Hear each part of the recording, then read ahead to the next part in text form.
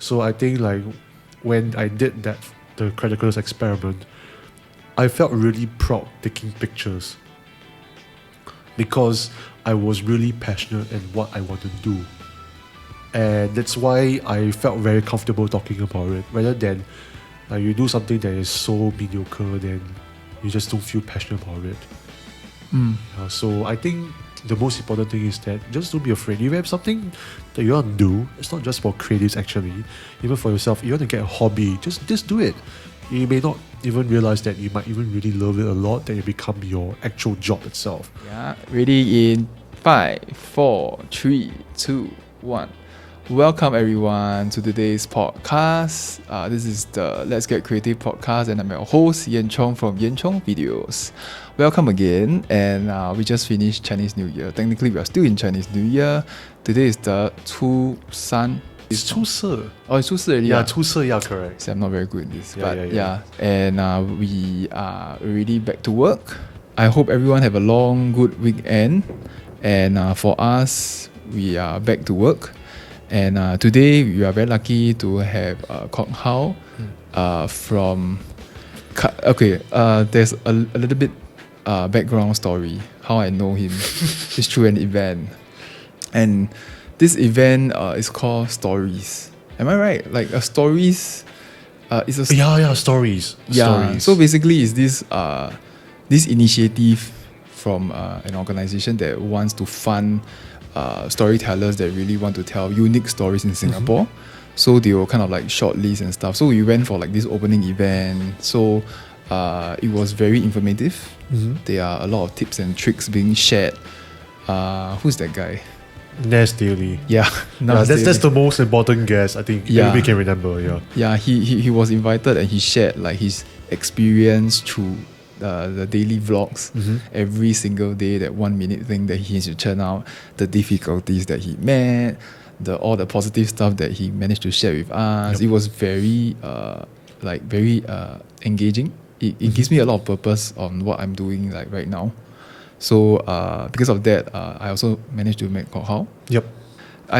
Because we didn't get a lot of chance to like talk to each other during the event. So this is like a perfect chance for me to find out more about you.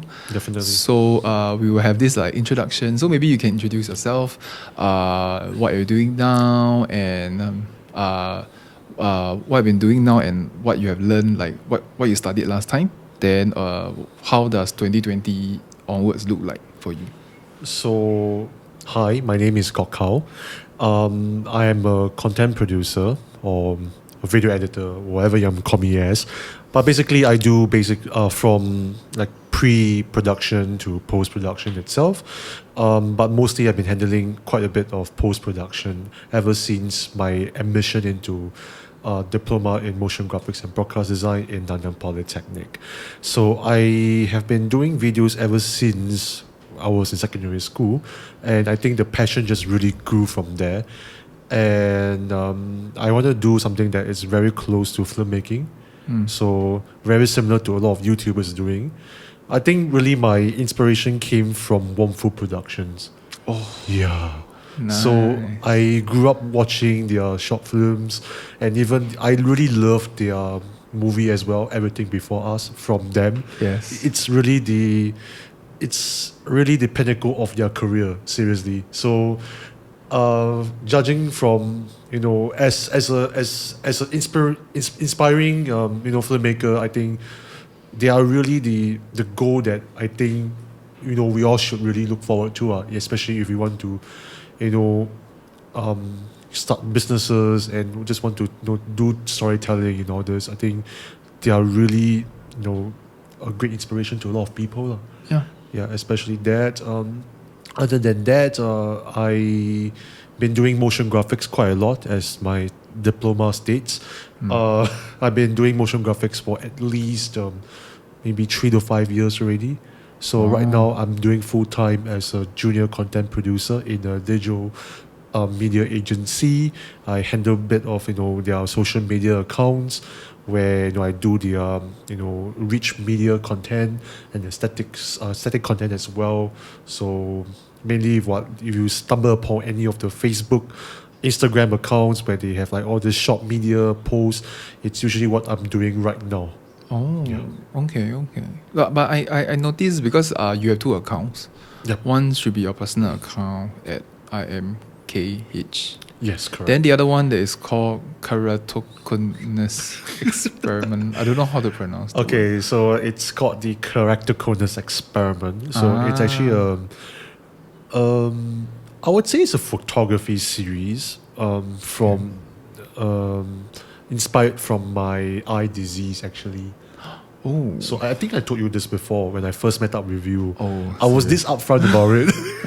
Okay, But I think this eye disease has really allowed me to see the world in many different perspectives. So to give you an understanding on what I see is that keratoconus allows me to see double of everything. Oh. So I literally see two of your eyes right now. I see four of your eyes right now. I see two of your nose. I see two of your mouth. I see two of everything right now. Wow. Which is, I mean, when I first got to know about this disease, Okay. honestly, it's very devastating because I wanted to do films, I want to do videos, I want to do whatever I want to do, and it relies a lot on my eyes. So to be, to given the diagnosis from the doctors saying that, this keratoconus is really it's an evolving disease. It's like a ticking time bomb. It will keep, becoming worse and worse. So what it does is that it tins the cornea. You know how cornea is usually the, I would say, a semicircle shape. So now it becomes more towards a cone shape itself. Oh. So it affects my refraction. So, and then as the time goes on, it becomes worse and worse and worse. And unfortunately, there isn't really a cure to this. Okay. So unless I go through cross-linking, which I went, thank you NS, but Okay. but I went through cross-linking, but it's only for my left eye, which was considered quite severe. Okay. But my right eye, he has keratoconus, but it's not as serious actually. So thankfully, it's helping me to see a lot of things. But other than that, I'm still well and alive.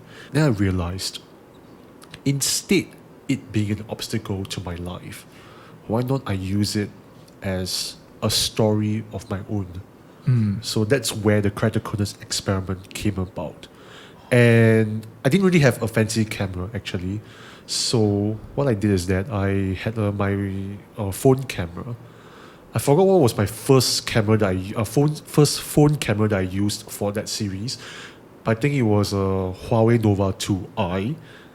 I think it's that, or it could be a Sony Xperia. Yeah, but I used those two phones first, and then I went around like on the streets just taking pictures. If it sucked, just suck. I don't care how it looks like at first, but then I think that the whole goal of the experiment is that with each photo that I upload, it must be better than the previous in any way possible. So it could be lighting, it could be exposure, it could be temperature wise, or it could be just the shot itself, how I compose everything. I think that's really important whenever I try to take a better photo every time. So right now the photo series, if you go to Instagram, it's at its 200th photo. So I've been doing this for about 3 to 4 years already. Wow. Yeah, and some of my photos, I'm actually really proud of it. It looks really good. I'm really proud of some of them, and I don't want to sound like as if I'm bragging everything, but You're I not. mean when people always say that, like, which camera is it from? That's where I tell them the honest truth that it's from a phone camera, and they really get really shocked. And I think that's where I really tell them it's not about the equipment sometimes. Yes. It is about whether you're willing to step up your comfort zones and do something different. I think that is really what the keratoconus experiment has really taught me throughout the few years actually. Nice. Yeah. Oh my. You shared really good stuff. Like really wow. I No, I mean, You caught me off guard. It's like, no, oh, no, no. so I mean, that one account is like, oh, so many things. I mean, I apologize to everyone like right now, including you, that no, I please really don't. forgot about what had happened that because that was like months ago. During that event itself, I mean, you were busy, I was busy as well. So I was actually in a previous company as well. Oh, Yeah, so you so left that. I left that company. Oh, okay, I okay. can't really say why, but Okay, sure, sure. I had to be with my boss and my supervisor as well. So I was intern back then. So I was doing up a bit of, just scouting, especially for Nest Daily. That's it. Yeah, because my main purpose was actually for Nest Daily, Nest Daily back then. Okay. So, I mean, I got to know you then, I guess. Bonus. Yeah, so it's a bonus for me. And Stanley introduced me to him. So I think that was really, Fated. yeah, I mean, it's fated, I would say. Yeah. It's very brightly timed coincidence. And at that time I was still new into this whole social media. Like at least I'm trying to make a name for myself. Yeah. I'm still trying to explore with people, and I quit my job very close during that period. Like I just quit my job like for like a month.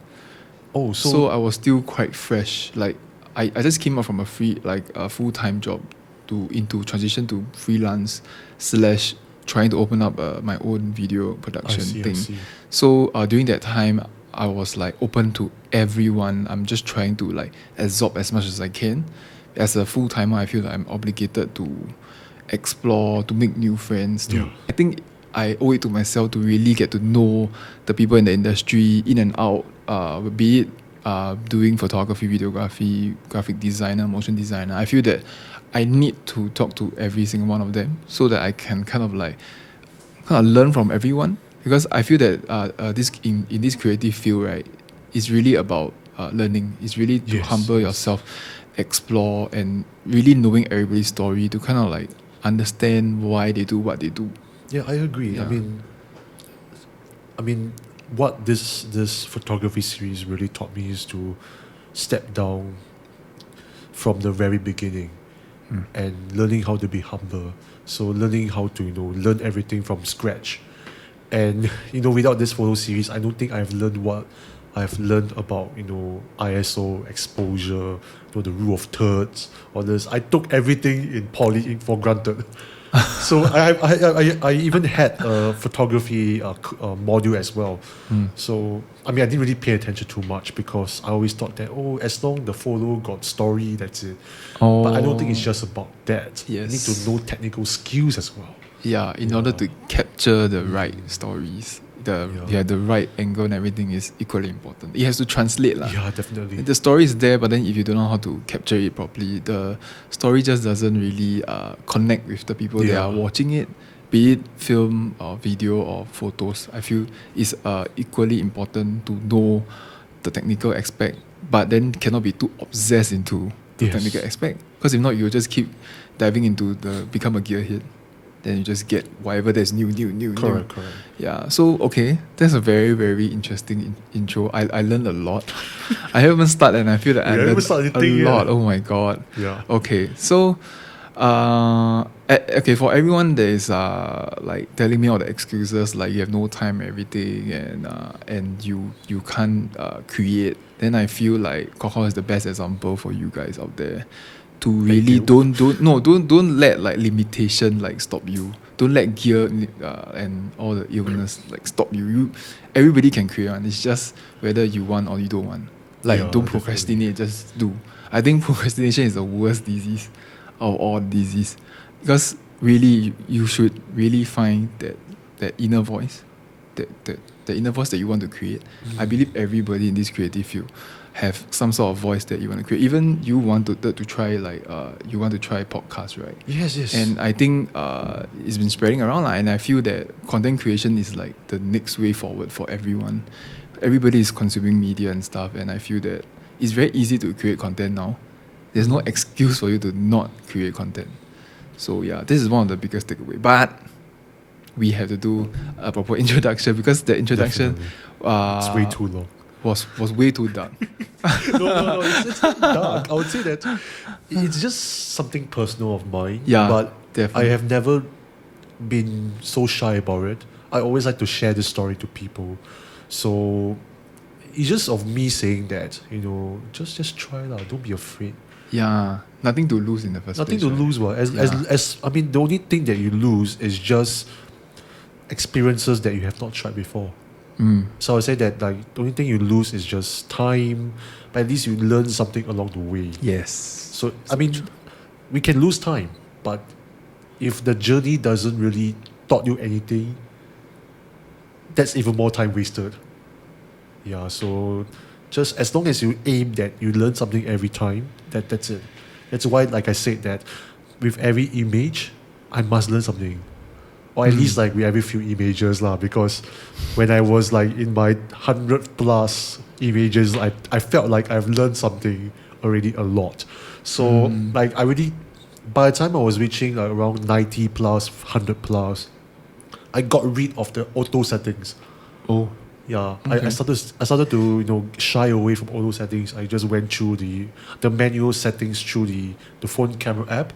So I started to play around with the balancing of the ISO, the shutter speed, and the exposure. And it wasn't easy for me because I have been always relying on auto settings, It's and very comfortable. it's not easy, Like they say that certain timing of the day you must put 100 ISO. Some at night you must use 1000 or something. I'm like, yeah, but shutter speed how? Then that's where the balancing of this The magical triangle, tree. yeah. So yeah. So it's so annoying. But I mean, that's where I really learned a lot from there. Yeah, true lah. But don't get this kind of technical things scare you, guys. I'm not talking about all this because, like, it's not going to scare you. But I would say that this kind of things, it will be a step of the process. Yeah. So it's like if you want to push yourself, that's where you have to learn things like this to push your whatever you're doing right now. It's not just applies to photography, but it applies to any aspect in life. So just learn from little things in life. Then I mean, it will just happen to improve your quality of life really. At this moment, you can drop your mic. You just preach something that is like, whoa. Okay. Let's So get into okay, we haven't even got the main topic yet. I think now we have to go to the quick fire round. Sure. It should be very quick because Yeah. it's really 20 minutes. I think it's 20 minutes. How long was it? Yeah, 20 minutes. We just hit 20 minutes. Okay, so this quick fire round, I believe you did your research. a bit. You should have some answers ready up Yes. right in your mouth. Okay, so are you ready? Okay, let's just go with it. 3, 2, 1. What's the best piece of advice you've received? Don't be afraid. Nice. Yeah. Okay, what's something that you failed at? O levels. Same. Yeah. If your house was on fire, what 2 things will you run into to get?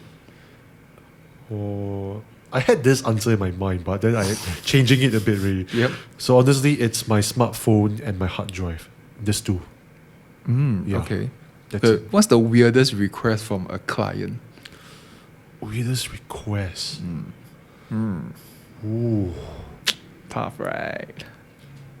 Oh no. Can I get back to you on that later? Okay, we'll go back. I'm really counting right now. Okay, if you had one superpower, what would it be and why? Honestly, the ability to not overthink. Oh, Yeah. that's good. Because I Also- personally overthink a lot. Yep. So, I mean, actually not really to overthink, but maybe ability to just calm myself down every single time. Yeah. Okay. So you have like nervousness lah. Yes. All the It's time. not nervousness, but it's just Anxiety. like I think about a lot of things. Like I can think the 1,000 scenarios that can happen right now.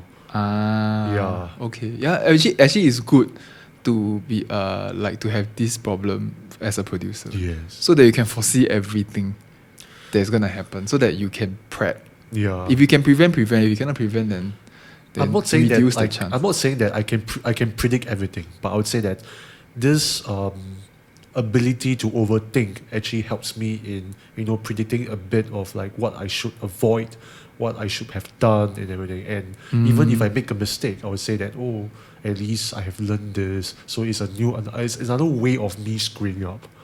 Yeah. Okay. So what's the best movie you ever watched? I don't really watch movies, but okay. If I were to name one movie, I would say that Bad Genius. I really loved it a lot. It's a Thai movie. You should watch it. Okay. It's I on think I Netflix. just go and watch it. Yeah. What is it about? Okay, it's about this Thai girl is helping others to cheat.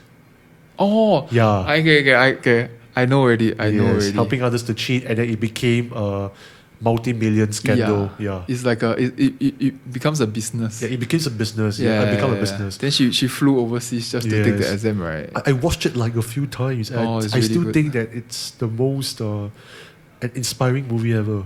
Yeah. Yeah. Anything can be a business if you know how to Yeah. do it.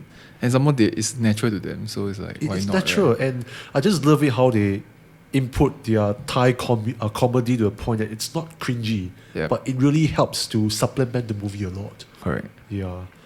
Okay, so the last question is, what's the the last question is, if you weren't in this industry, what would you be doing right now?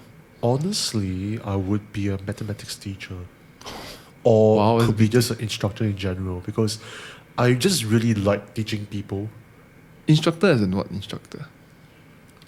What kind of Okay, instructor? if I were not to be in, okay, I would take this question a little not so seriously lah. Okay. I'll say maybe like help people to edit, or maybe doing filming classes, yeah, that kind of But stuff. it's still in the media. Yeah, still in the media, but Okay. but not what I'm doing right now. It's basically like producing, Yeah, yeah, yeah. editing here and there. But if to be really out of the trade, I would say mathematics teacher, because I used to be really good in maths until Used to. some teacher tell me, "Oh, you're really bad at it." Oh no. Then I got afraid of maths already. Oh no, Yeah. so sad. Like you shouldn't say this to people. Like at least for your students.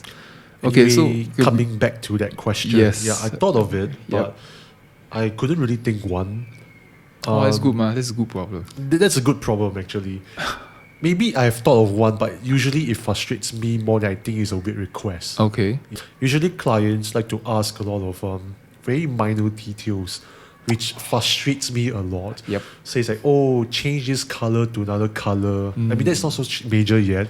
Or maybe like change the copy. Maybe changing the copy in the video, or in the static image or something. Then I'm like, it's just one comma difference, or like it's just like some spelling. I'm like, why is it important? So this kind of things. I mean, when I'm doing my full-time job as well, I do face this kind of problems, where they say that there is like this grammar problem inside, which doesn't concern me at all. Yeah. But because the company does go through like as a creative, I have to go through the copywriter, and the copywriter will give me back the amended copy to put inside the visual, which is honestly, it's very tiring. Yeah. It's Yeah. like it's not really your job scope per se. It's not my job scope, but Yeah. when the client comes back with like rounds and rounds and rounds of changes just for the copy itself, and then because I still have to do a lot of other projects as well, just amending those copy problems is just annoying me a lot. That's all. Yeah. Okay, this is like pet peeve lah. Yeah, it's just a pet peeve. Not really something that. Okay, Serious. but it's not as crazy as like actually we assume like the clients have to change the whole set, or like like I would assume lah. No, But I haven't. thank God for really- people that never kena lah. So I haven't been through that yet, and thankfully haven't yet. So thank God for we that. shall pray that it shouldn't happen to be the next 30, 40 years. Okay. Yeah lah. So we cleared the quick fire round. It's quite quick. It's like 10 minutes or less than 10 minutes. Yeah. So we came to the main topic of the day. I can't really think of like the topic like in the headline form. So what I wrote on my notes was a life of a producer. Okay, sure. So I'm quite new into this concept of like a producer because as everybody know, I usually do like a one-man show. Sure. I do from grip, directing, producing, editing to post-production thing. So to me, it feels like I can do it alone. But then as my projects get bigger and bigger, as the money get higher and higher, I feel like I need help. And producing is one of the things that is very grey line. And when the first time I encounter this word, it feels like producer is a person that handles everything. It feels like Yeah, lah. it feels like, yes, Yeah. correct. But then when I go deep down and try to, I actually did Google a bit and like study what exactly a film producer does. It feels like they do a pre-production, the production, and also post-production. And Correct. it might split into set production and like other executive producers, they are like very different. They branch out into even more umbrellas.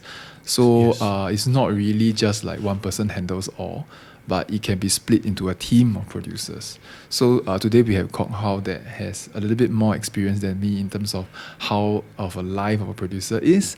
I think he'll be the best position to kind of like explain to us and kind of like share a little bit of his life doing work as a producer, and see how he deal with maybe directors, clients, or like people that producers usually hang out with, like even script writers could be one of them. Okay, sure. So maybe you can share a bit more. Then if there's anything I will chime in, I will just jump along lah. Okay, sure.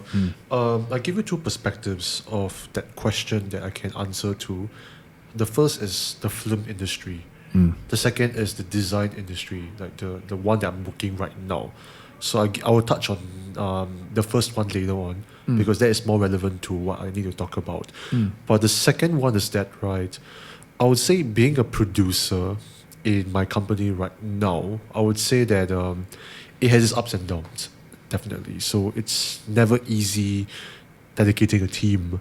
And producer, sometimes it can just mean a one-man show, or it can be doing with interns, or dealing with like editors, dealing with directors, all that kind of stuff. So I would say that being the one man show, you have the freedom to really do everything you have to do.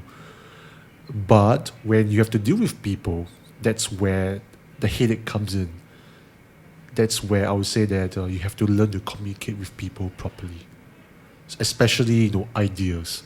It's not just about hee hee ha ha things. That's where the bonding helps a bit. But when you're trying to communicate ideas between creative to creative, maybe creative to copywriter, creative to maybe a producer, or maybe a creative to like a director or something, or like a producer, whatever role to role. I would say that having the communication, it's really important. Able to communicate your ideas well, communicate your visuals properly, and that's where the hierarchy sometimes doesn't really help. Yeah. So it complicates things. So that's why, for me personally, I try my best to skip hierarchies. I will go straight to the problem. So I will say to the person like, "Hey, I know I'm skipping the chain of command, but I will try my best to solve this right now. Help me, deal with this, help me deal with that, or I'll help you deal with this, how you deal with that." I think this way really solves the barrier, first of all. Second of all, I think it really solves wasting of time. Because when you go through chain of command, you have to spread the message. Then A goes to B, B goes to C, then C goes to B, then B goes to A. I don't have that kind of time. So sometimes it can be in any kind of settings. Like, for example, in my company, I do have to do with this as well. But even as a solo producer doing everything, you still have to deal with clients, like how you're doing right now. Actually, everybody is a producer by themselves. Like, even for yourself, like you deal with clients. Technically, you're a producer as well, because you handle a lot of things. Like, my definition of producer is that you handle everything, but at the same time, you manage everything.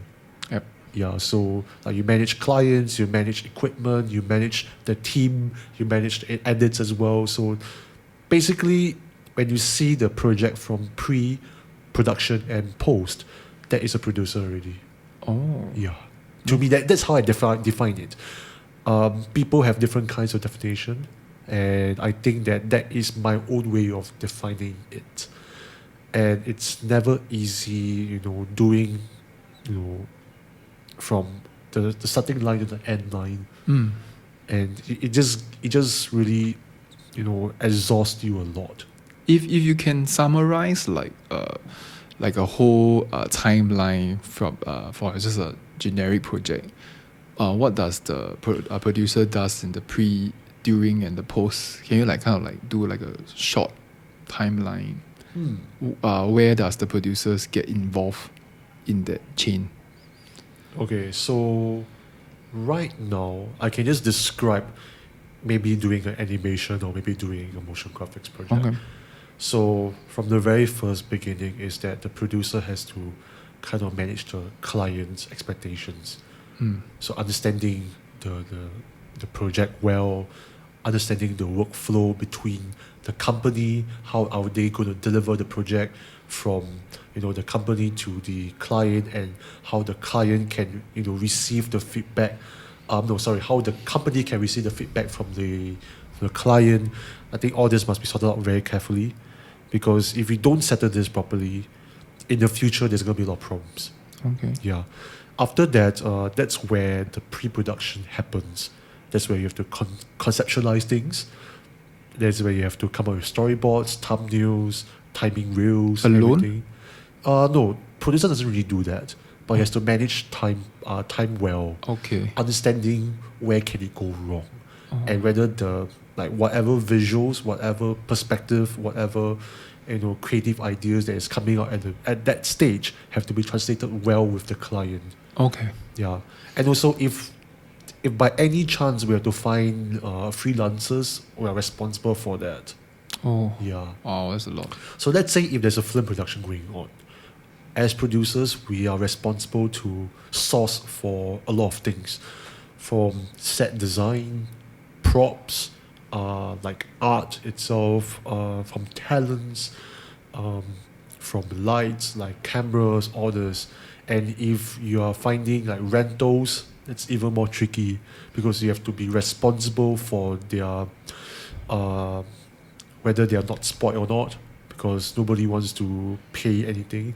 Because from what I've learned from the film industry is that producers have to really pay for almost everything Mm. if things goes wrong.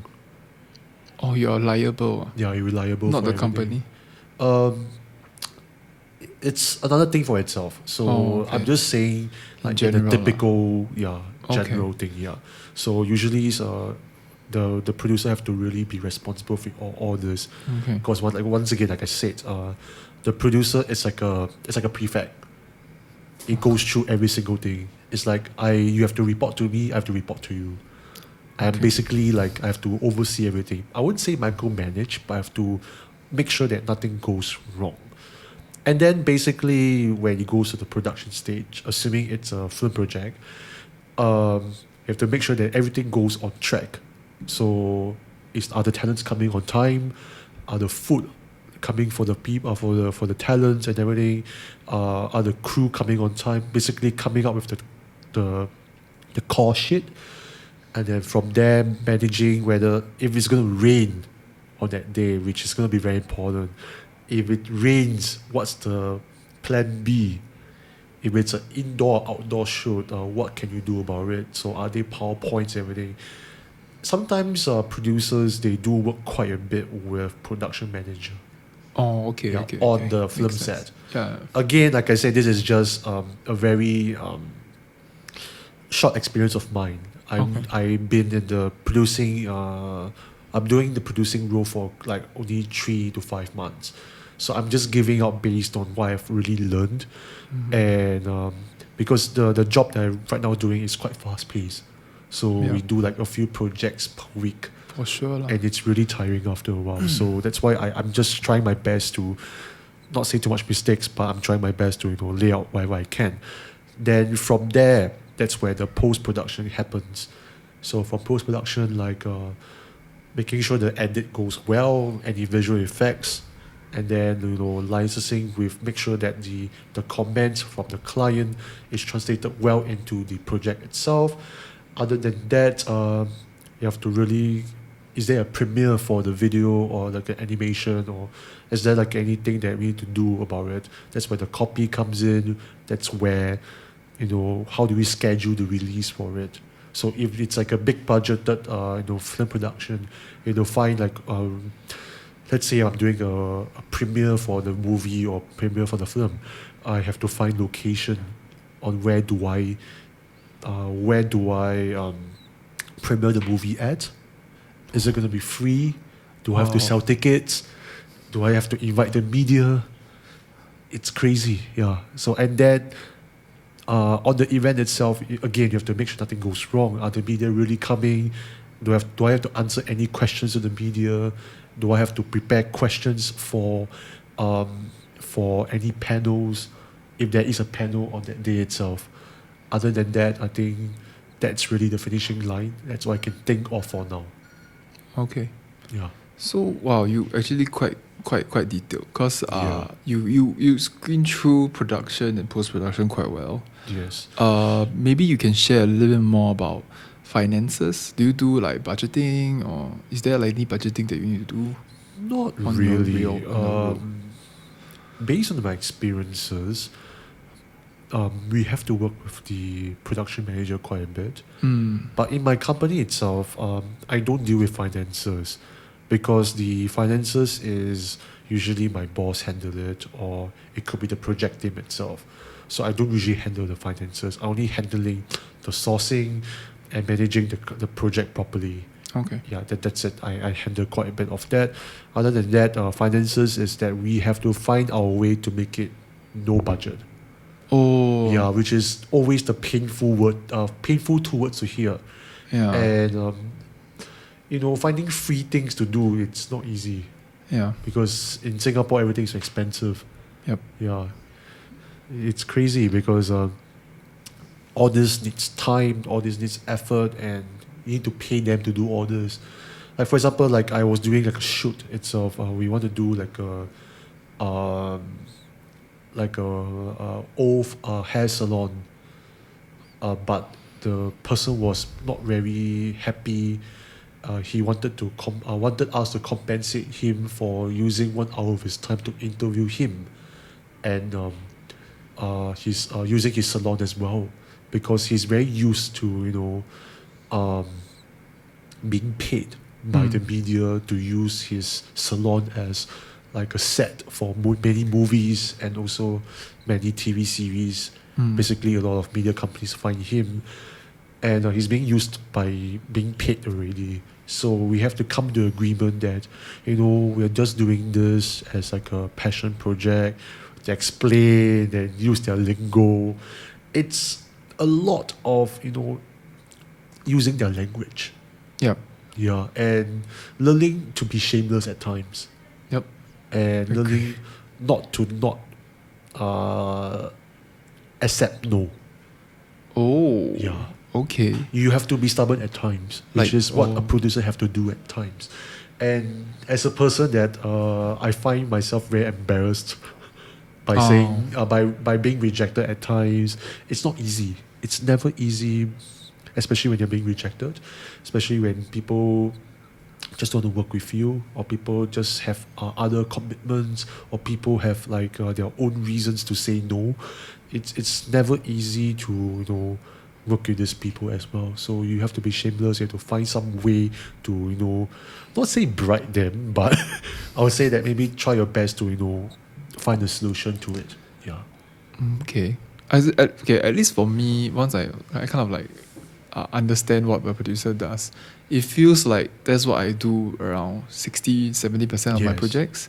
Though I don't do as extensive as what you guys usually do, I also have to handle and also make sure that my clients, I think that the first part is very important, really managing the expectation of your client, because some of the clients, when they engage a production house or something, their expectation or the lingo they might not understand. Yes, correct. So what they see from other sources that they want to translate into what they want to do, they might not understand what it takes to reach a certain level. So only a producer that working in-house will understand whether their own company have the capabilities, we have the resources to even attain certain expectation. I think that part is very important. At least when I do alone, I don't have to check with everyone. I can just straight away tell them yes, no, straight away.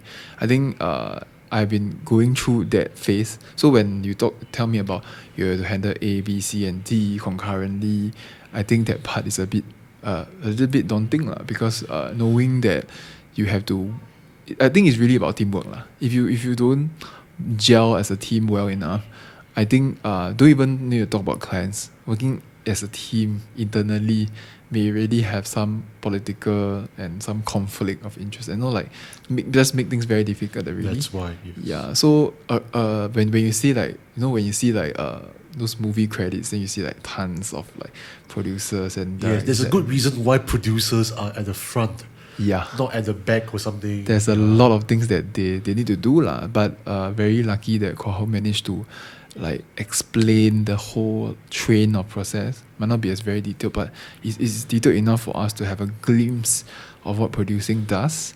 And I myself have fair share of experience lah, but luckily you managed to save me by saying a lot of the details that I went through personally. So I'm not gonna like Correct. I'm not gonna add on because it's quite long. So is there any like tips and tricks for listeners that wants to be in this producing industry or wants to jump in? Is there any like particular thing that they can learn like straight away right now at their life to improve their ability to up for the skill to do? Okay, I think the most easiest way of improving how to be a producer is always have connections. Oh. Yeah, always have lots of connections. It's not just like me and you. It's like you have to just keep going out there, keep making friends. It doesn't need to be in the same industry. Always make friends with different industries because you never know one day you may really need them. Yep. Yeah. Wow, this is good. That's good advice. Yeah. Actually, networking. Ever since I started like having my own business, I also noticed that network really. I actually spend a whole lot of time to network with people rather than doing the skill set itself. I mean, the skill set is equally important, but then if you don't have the network, you are not known to the outside world what you are doing and what you are capable of. Vice versa, people also need to know like how well you do things. Because I think the network thing is like people need to recognize that, okay, Kok Hao is a producer. This sentence, Kok Hao is a producer. If he don't put himself out there, then no one knows he does that. Then vice versa, he also won't know what people do. Then the network become very worthless if you don't put your name out there lah. So shameless is actually very critical if you are trying to create your own creative business. Creative business really, the business itself, I think a lot of people don't do enough. Correct. People always do the creative part. It's very easy for us to do the creative part, but the business aspect, I think, is the part that we need to study lah, because it's not second nature to us. Yeah. So a lot of the process and stuff, it feels like it's extra, but then being part of, if you want to become a director, you want to be a producer, or if you want to be a set director, you still need some sort of like this kind of soft skill or this kind of business skill, so that you can do bad lah, because this kind of industry is a teamwork effort. Yes. So you really need to work with people in order to achieve something that is amazing. Because without that, then usually big movies or like really good stories or stuff, you need a crew of people. Yes. So every single position of the film set is critical lah. You have all the sound man, you have the grip, then you have all the producers, directors, DOPs. For me, I feel like I only scratch the surface. It feels like I've only been a DOP, and I love being a DOP because you can literally frame the shots you want to do. You have like a lot of choices of things that you want to create. Then when you see on screens or big screen, you had the satisfaction lah. But then you also have to work with producers on whether is it possible. Yeah. You work with the groups, whether do you have enough equipment, the lighting, do you have enough, the powered source, like does the power, the current, is it gonna trip the whole building and stuff. I think a lot of things, a lot of homework need to be done, and this is where like the team meetings and stuff take place lah. Yeah.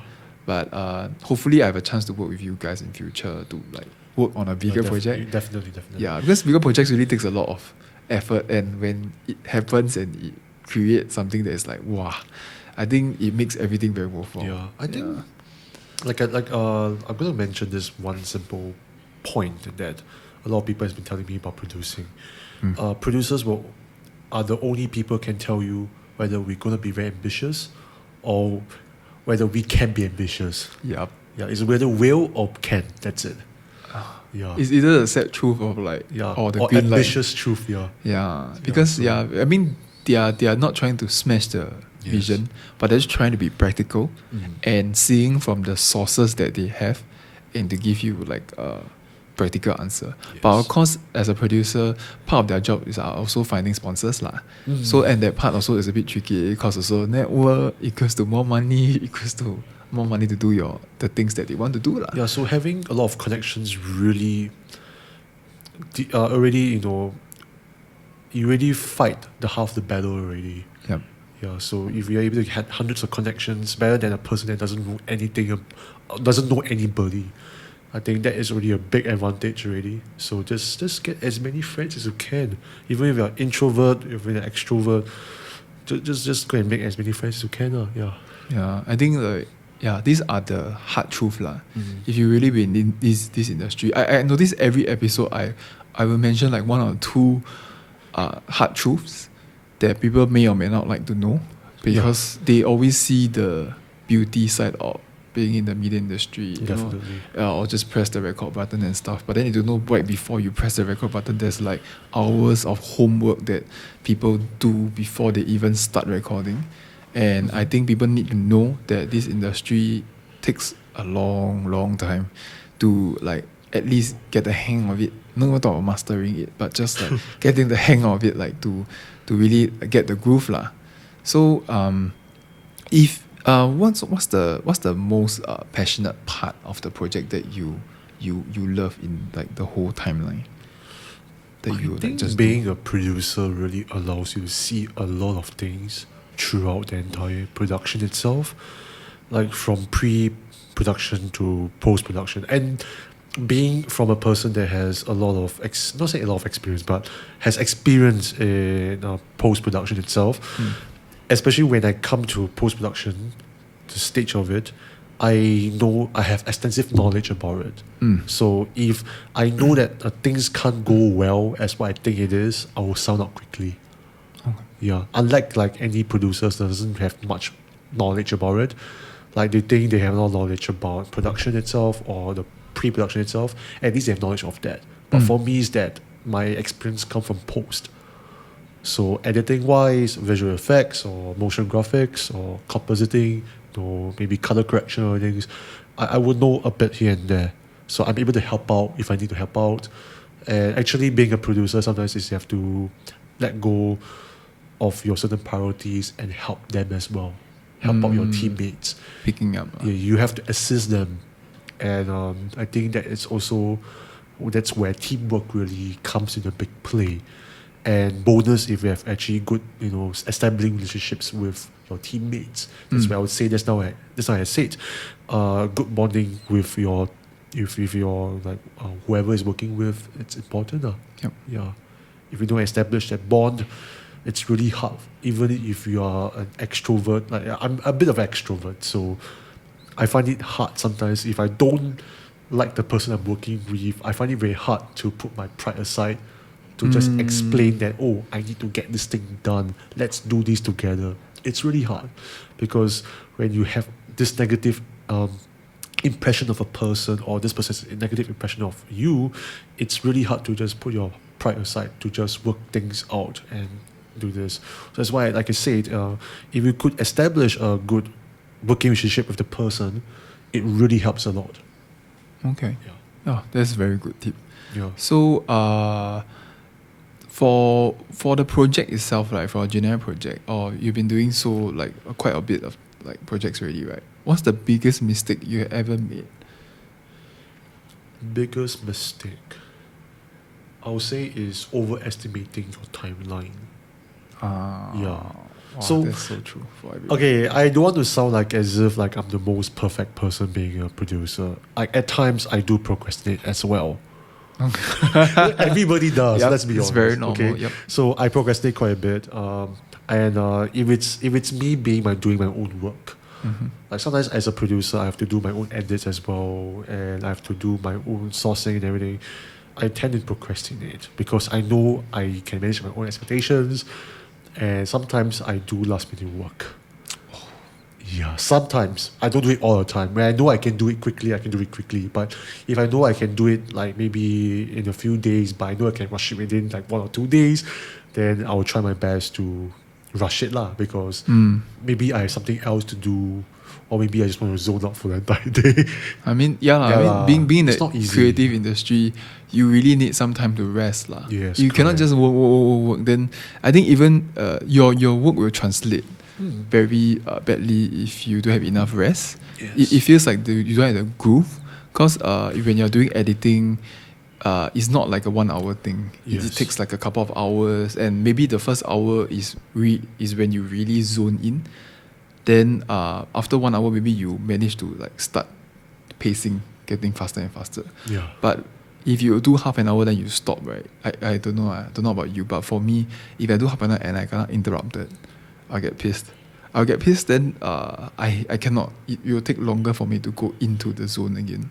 So I need certain number of like timing to be in the zone. Then I will edit much quicker. So usually I'll do in like a 2 hour sprint.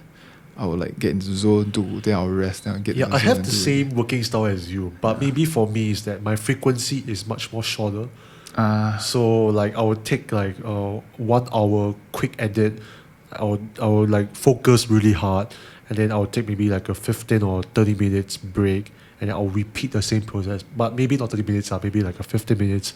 I'll use my phone. Maybe I'll just look through like internet or something. Yeah. I'll read articles. Basically just do to other things.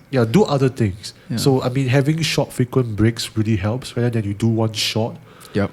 yeah, it's Doesn't really work. tiring. Yeah, I find it because I like to stand around. I like to go toilet. Yep. I need to walk around a bit sometimes, or I just need to play my phone for a bit. And all these quick breaks helps to refresh my mind a lot. Yep. It's not like I'm trying to procrastinate sometimes, because I sometimes need that kind of break to get myself in the zone. Yep. So sometimes when I try to overestimate my timing, I tend to fall short in terms of timelines as well. Oh. So that's the mistake that sometimes I have to learn to recover from. But again, we are all human, so we need our rest lah. That's true lah. Yeah lah. It's not easy trying to break away from the procrastination, but at the same time, I still feel that procrastination it's important as we need rest. Yep. Yeah, but I mean, of course, you have to manage your procrastination a lot lah. You can't have like 15 minutes of edit, then after that you rest 1 hour. That's not important lah. Yep. Doesn't work. It doesn't help your project. It doesn't help with producers, or even for myself. It doesn't help with anything. In fact, you're actually hurting yourself more than you're helping it. Yep. Yeah. Okay. So the last question is, what's the best tip that you can offer to creative individuals, not just like individuals that want to do producing, but creative jobs in particular, like maybe be it photography, videography, anything in the creative field. What's the best tip you can offer them? Don't be afraid. Just do it lah. So, like even for my photography series, I haven't really done any photography before. So that was my only opportunity to do it with a solid, good branding. Not saying good, but I would say that at least it had a very good story to tell. So I think like when I did the Crediculous experiment, I felt really proud taking pictures, because I was really passionate in what I want to do. And that's why I felt very comfortable talking about it, rather than you do something that is so mediocre, then you just don't feel passionate about it. Yeah, so I think the most important thing is that just don't be afraid. If you have something that you want to do, it's not just for creatives actually, even for yourself. If you want to get a hobby, just do it. You may not even realize that you might even really love it a lot, that it become your actual job itself. Or you've been wanting to what? This is what I've been doing in the past. Okay, sorry. Because why I feel that I resonate is because I also been playing with the camera and stuff. Even I also started shooting with iPhone first. Then I went traveling and started filming there. I just filmed everything that I possibly could. Then I started stitching into small little videos. Yes. Then from there I pick up point and shoot. Then I started with point and shoot. Then I slowly craft out more stories. Starting was just overseas, so it won't really text me because I'm like I still have a full-time job by then. Then when I entered into freelance / full-time, then I played a bit more, also with a point and shoot. Then slowly figure my way out. Then now become what I am today now. Definitely. I think it helped you a lot. So Another advice I mean I can give to a lot of people is that, especially to those that you don't know what they want to do.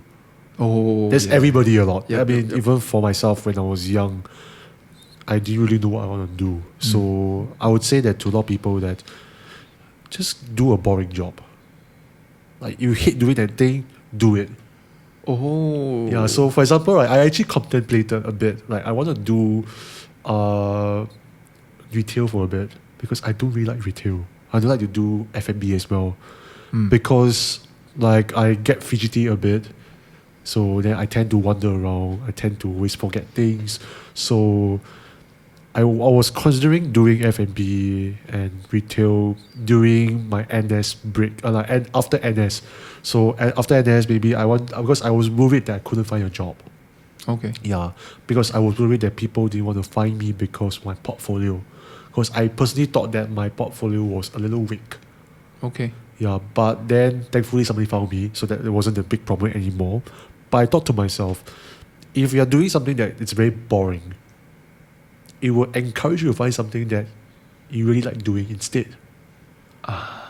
Wow. So That's actually doing the good. opposite helps you to find the other opposite. Yeah, that's so true. Okay, my full-time job was actually doing HR and admin in Singapore Museum in the past. So at the start of the whole thing, after NS also, it was okay because I was learning a lot. I was learning like all the soft skills and stuff. You know, I was really enjoying and stable pay and everything. Then as the time goes by, there's more commitments. Okay. We had to get a house. We have more bills to pay. I have to take up more responsibility. I noticed that the pay is getting weaker and weaker. I was unable to sustain things in life that I really want. Yeah. That was one of the things that why I wanted to jump out. And at that moment, I was also trying to figure out what I want to do while staying in a safety line, have a monthly pay and stuff. Then that's when I discovered photography. Then later, a little bit longer, then become videography. Then that's where I really become passionate. Then I really trying to find ways and means to make it work. Like, because when you are being thrown in a ditch, right, you will really force yourself to crawl find out something of- that yeah, you you really really like. will really try your best to make it work. Be it whether is it can or cannot. You just have to make it can. I think when you force yourself into that situation, right, you die will make it work. You die will find sales. You die will go and make it like your thing because you are already out in the ditch. There's nothing lower than that. So I that's a risky move lah. But got one of my friend advised me that if you really want to jump into this full time, one of the ways is you should save up at least for 6 months. 6 months to kind of like ensure Get a that safety net. you at least manage to pay the bills for 6 months. Then you monitor like how much sales and revenue that you can be able to do. You'll be surprised you might even clear like just nice for every single month. Like you do sekali you worry for nothing because end up the 6 months that you save you might not even use it because you're doing okay every month. But of course it won't be so straightforward lah. There will be some loopholes. So those people that like procrastinate and don't want to quit, I noticed there's this trend. The longer they stay on a full-time job, the harder they need to jump because their pay will get higher and higher, and it doesn't make financial sense for them to jump out. Like I got a friend. I'm not gonna say names, but he's in the finance industry. Okay. And his pay is relatively good. I'm not sure how much, but definitely sure it's high, is yeah. very comfortable. And because he's trying to have a family and stuff, so it doesn't really make sense for him to jump out of that comfort zone into the media industry because it just doesn't stack up. And if you like, actually, what my partner said was right.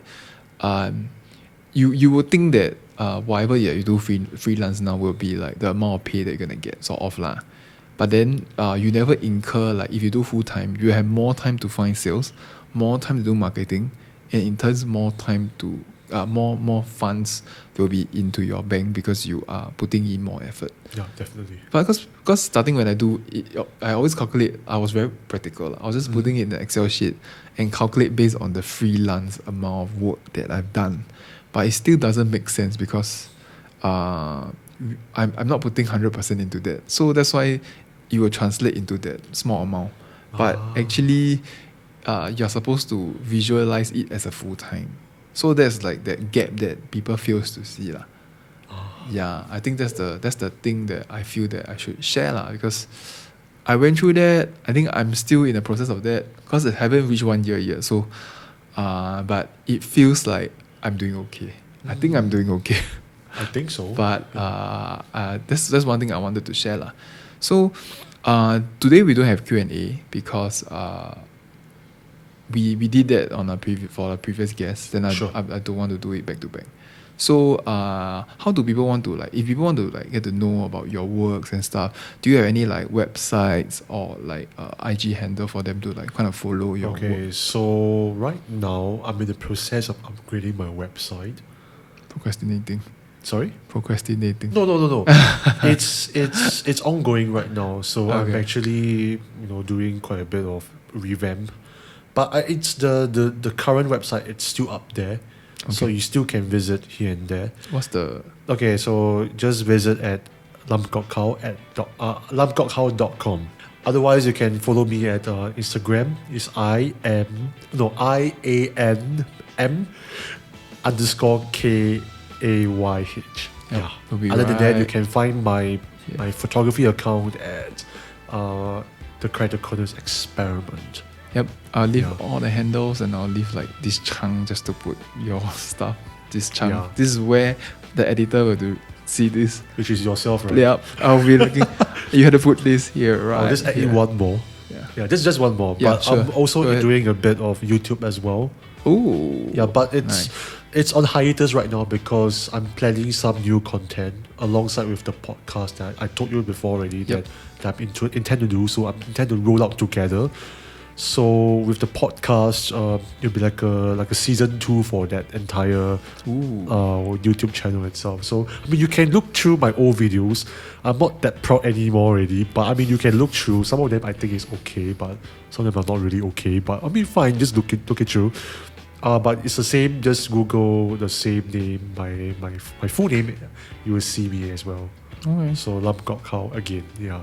Yeah, sure. So, thank you so much. Thank you so much. It's really meaningful to have such a, like, really understand what a producer does.